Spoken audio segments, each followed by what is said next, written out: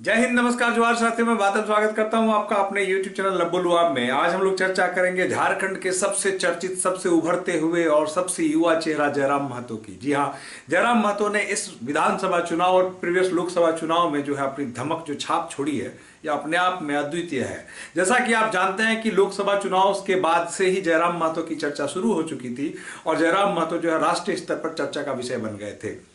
फिलहाल विधानसभा के चुनाव अभी अभी पास हुए हैं, कल उसके नतीजे आने हैं और इस बात जो सबसे बड़ी चर्चा के विषय है कि जयराम महतो के इस चुनाव में कितने सीट जीतकर सामने आते हैं।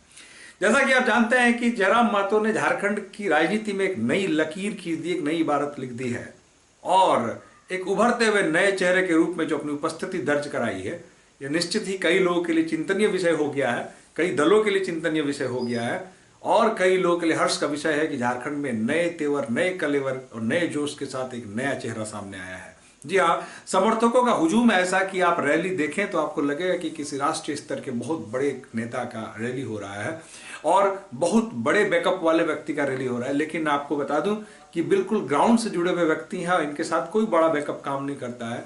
युवाओं की फौज के साथ शुरू हुई यह क्रांति जो है वो विचारधारा में परिवर्तित हो गई और आज उनके साथ झारखंड की लाखों जनता जुड़ती है। जहां भी जाते हैं लाखों की तादाद में भीड़ उनके साथ जुड़ती चली जाती है और आज वो एक सबसे प्रसिद्ध चेहरा झारखंड में, सबसे चर्चित चेहरा झारखंड में अगर उनको कहा जाए तो गलत नहीं होगा। मित्रों, बात करते हैं जयराम महतो के सीटों की संख्या की। विधानसभा चुनाव में वो सीटों की संख्या कितनी लेके आते हैं, इस पर उनका पॉलिटिकल जो भविष्य है वो उनका निर्धारित होने वाला है। देखिए, अगर भीड़ की बात करें तो जिस प्रकार से उनके रैलियों में भीड़ आई है, इसमें कोई संदेह नहीं है कि झारखंड में पक्ष या विपक्ष के सबसे बड़े चेहरे जो थे राज्य स्तर के, स्थानीय स्तर के, उन बड़े बड़े चेहरों से भी अधिक भीड़ जयराम महतो ने अपने बदौलत, अपने बूते जमा किया और अपने स्टारडम के बदौलत जमा किया। और इतनी भीड़ जो उनके साथ चल रही है हर विधानसभा में, जहां जहां उनके कार्यक्रम हुए हैं, जो देखने को मिले हैं आपको, वो उनका एक निराला अंदाज, गाड़ी के ऊपर चढ़ के भाषण देने का अंदाज और उनके साथ जो सामने हजारों की भीड़, यह अपने आप में अद्वितीय है। अगर यह बात करते हैं हम लोग वोटों की संख्या की, अगर यह भीड़ वोटों में परिवर्तित होती है और लोगों को भी मोटिवेट करते हुए उसको वोटों में परिणत कर पाती है तो अपने आप में एक बड़ी लकीर खींचने में जयराम महतो सफल हो जाएंगे। ये वक्त ही बताएगा, वक्त बहुत दूर नहीं है, कल ही गणना शुरू हो रही है, कल ही पता चल जाएगा कि जयराम महतो ने वोटों में परिवर्तित कर सका या नहीं।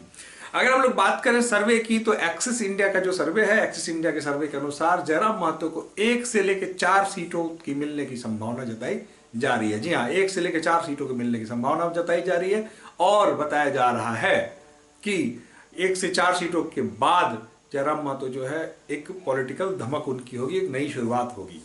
साथ ही एक प्रश्न यह भी जुड़ जाता है कि अगर वो 1 से 4 सीटों में से जो संख्या है यह जीत के आते हैं तो कल को वो सरकार में किधर शामिल होंगे, किधर जाएंगे, क्योंकि पक्ष और विपक्ष दोनों है। सत्ता पक्ष जो एमएम प्लस है और विपक्ष में बीजेपी प्लस है।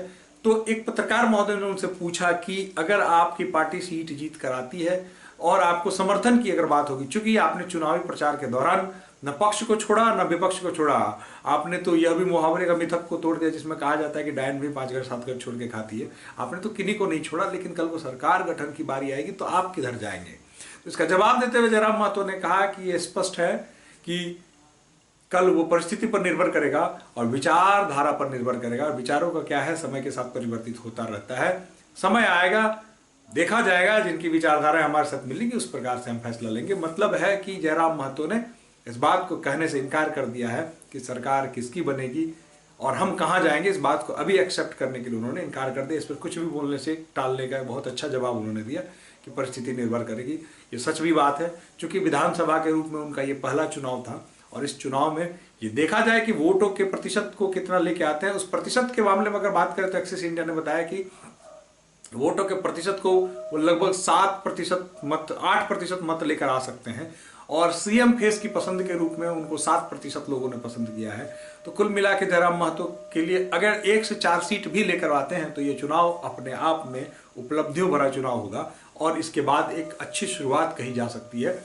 चूंकि हम लोग जानते हैं कि लोकसभा चुनाव में उनको निराशा हाथ लगी थी, संतुष्टिजनक कोई उपलब्धि उनमें थी नहीं, लेकिन फिर भी जिस प्रकार से उन्होंने वोट परसेंटेज था, जहां जहां लड़े थे, मजबूती के साथ लड़ते हुए जो वोट उन्होंने ऑब्टेन किया था वो अपने आप में बहुत ही महत्वपूर्ण था। उसके बाद ही राष्ट्रीय स्तर पर इनकी चर्चा शुरू हो गई थी।